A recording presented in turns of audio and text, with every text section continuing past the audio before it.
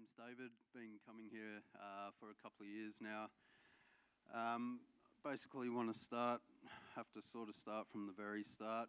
I grew up around here in Girraween with my mum as a single mother. She raised me and my older brother in a relatively strict house, but godly house.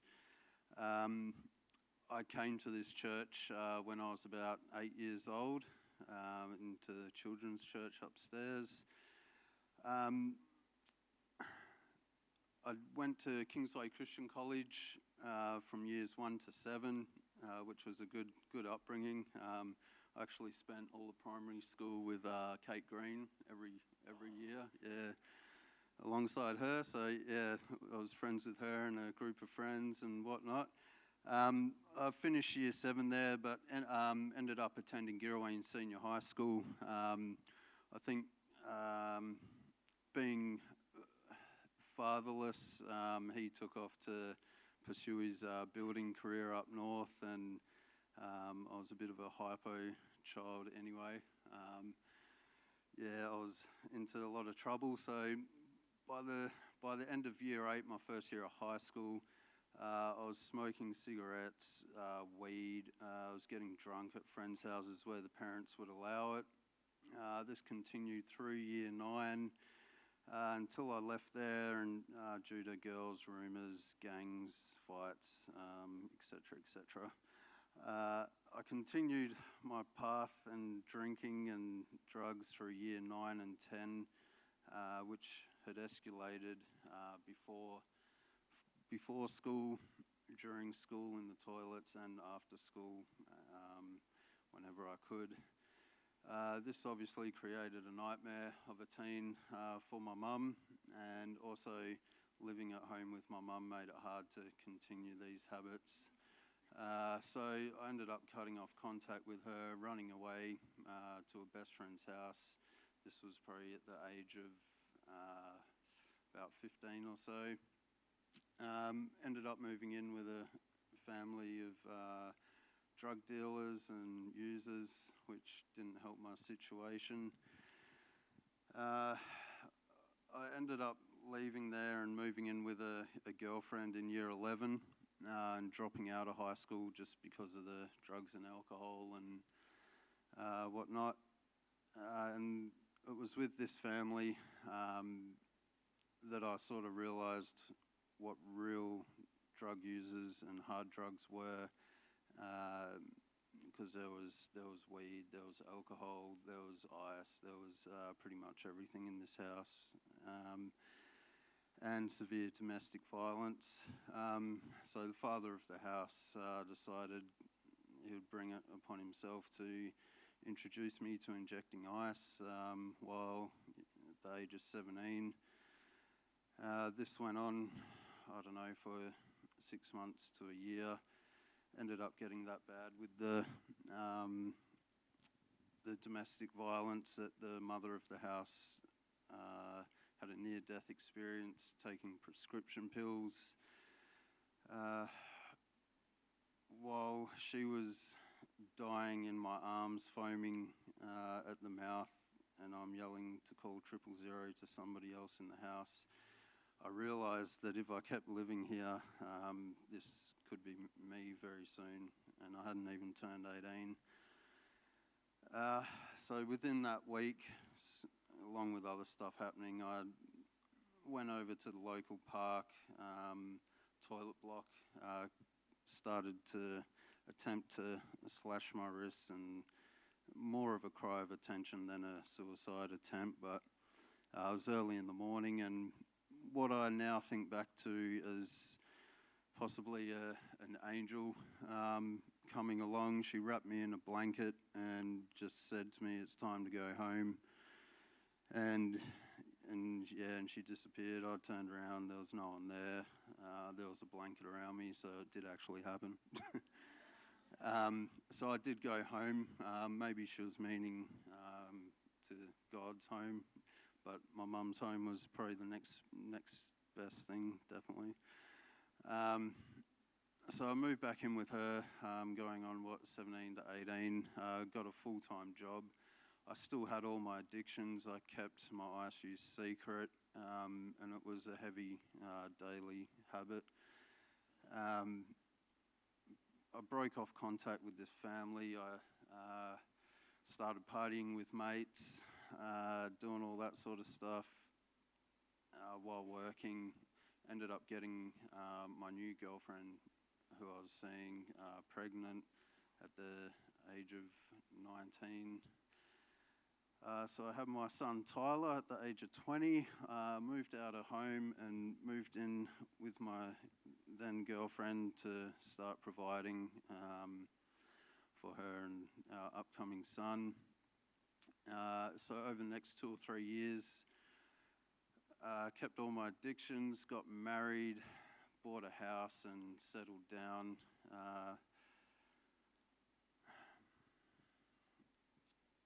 I always sort of felt God had his hand over my life, as there were countless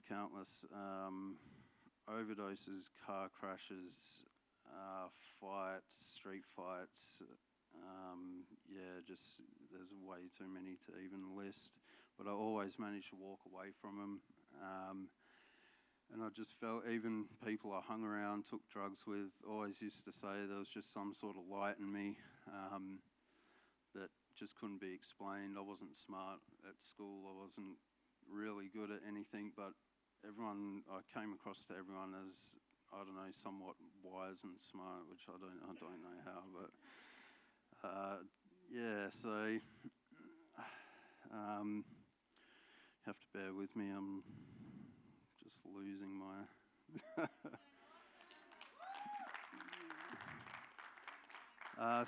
so that continued all through my 20s while raising my son. And I was actually introduced to a church, Grace Life Church in Malaga. So I had attended there a few times, but obviously straight away I could do it all on my own. Planned to quit drinking and drugs and all the rest by the time I was 30 and start life. But yeah, once that actually came around, I realised how hard it was. So the start of my 30s were pretty hard. I just wanted it all to sort of end, and it all started to catch up with me. I think God could see the effect it was having on me and my life and my mental state. I was getting desperate to quit the drugs, getting drunk every weekend, staying up for days and days, trying to work, trying to pay the bills. Became severely depressed, suffering major anxiety, struggling to even drive home from work. I'd pull up on the side of the road and just sit in the car and cry. It was all the guilt, the shame, the effects of the drugs and all the bad decisions I'd made. I did start attending drug and alcohol counselling, but it wasn't enough. I needed God in my life. I was going to houses before and after work which are dealing in tens of thousands of drugs on a daily basis, so there's just no real escaping it without proper help, which I came to realise everything sort of started to break down. My marriage, my finances, my mental state was a breaking point. I was still paying the bills, I was still working, but yeah, it was breaking me. I came to a decision where I had to sort of face up to it. I had to separate from my ex-wife because we were so codependent with each other. The first thing I had to do was go tell my mum and admit to her what I'd basically been doing or hiding the last 15 years. Certain family members that I used with or friends, did did sort of know, but it was very, hush hush. Just find where I'm up to. So there was a bit of back and forth with the kids. I was taking the kids, and then she was taking the kids, and by the end of it, my ex-wife moved in with a friend with the kids because I couldn't look after them and work at the same time. So I was left, by the end of it, I was left in a half-renovated house, 50K in debt, no kids, no wife at the time. I was on financial hardship with every debt that I had, and basically had lost everything. So I couldn't really see any other way but to basically end my life, as I'd already been suffering from major depression. I hadn't told anyone, I hadn't sought treatment for it, and I was constantly telling myself every day that everyone be better off without me. It's not a cliche thing to say. It's an uncontrollable thought when depression gets a hold of you, and basically you actually do think that they are going to be better off once you're gone, which is obviously hard to deal with. So one afternoon I was curled up in the fetal position, just sobbing. I was still using, I was still drinking, and decided that I was going to get some rope from the shed and a ladder and put a hole in my ceiling and tie that rope and end it. And I remembered weeks prior, my mum telling me about needing to go to church and find the Lord, and I had that thought in my head at the time, so I cried out to God to do something, as I didn't really want to die and leave my kids and never see any of them again. Shaking.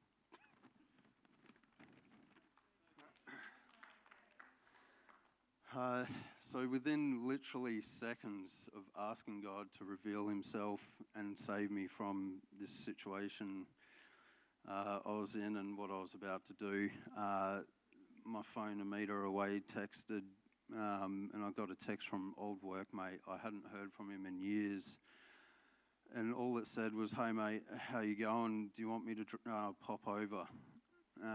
Yeah, I hadn't talked to him in years. I did scaffolding with him, and I just I leant over, reached out, replied yes, and something just clicked in my head that this was a real God moment, because I wasn't crying out for attention with this attempt. This was actually going to happen. So he spent the next 2 hours consoling me, and funnily enough, he had been through a similar situation with a divorce previous, so he spent about 2 hours with me. I don't think he knew what he was walking into when he come around. And I did ask him what prompted him to message me, and he said he didn't even know. He just had a feeling to message an old workmate, and it happened to be me.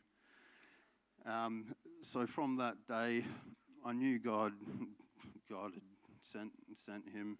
He wasn't saved. He, just an ordinary person to save my life. And I knew from that day forward that I had to make change. Even with the massive use that I was using, I had no withdrawals. I kept facing my mum, even with the guilty conscience.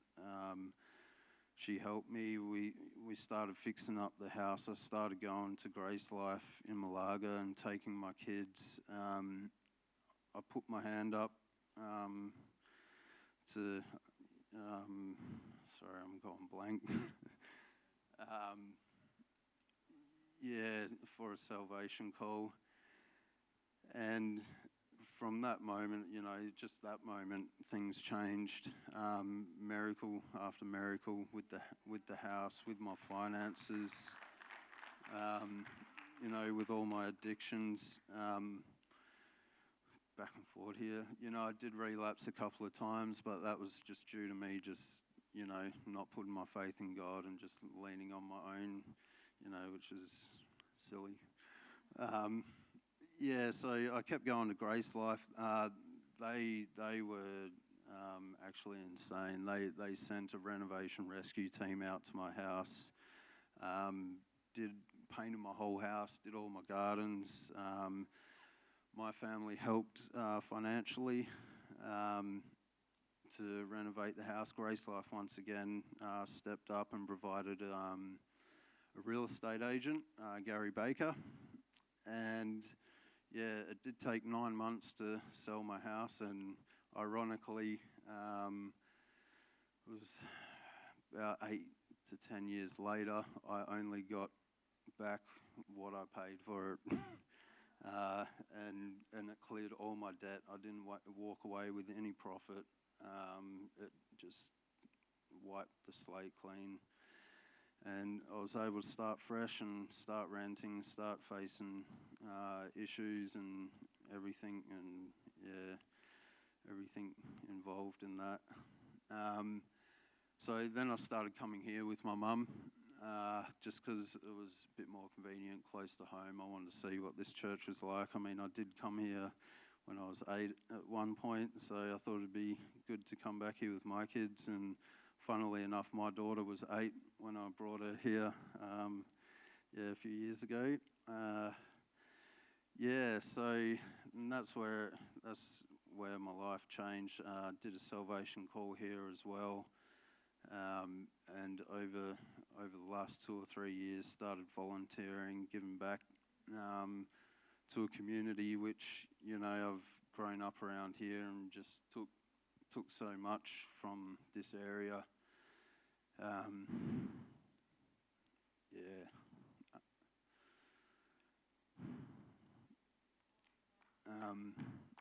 I love coming here, volunteering, tithing, relying on God, praying. After living such a self-indulgent life, it's good to just, give back. And now, when I face problems, issues, I pray. And God always comes through. I can't go into detail except for to just say that. So many things in the last few years with my kids, with custody, medical issues, they just week after week sort themselves out. I found out firsthand Matthew 7 verse 8, for everyone who asks receives, and to the one who knocks the door will be open. So that day I did, and he answered. And now this year, my son's 18. He graduated year 12 with high standing. And my daughter's graduating primary school on Thursday. So,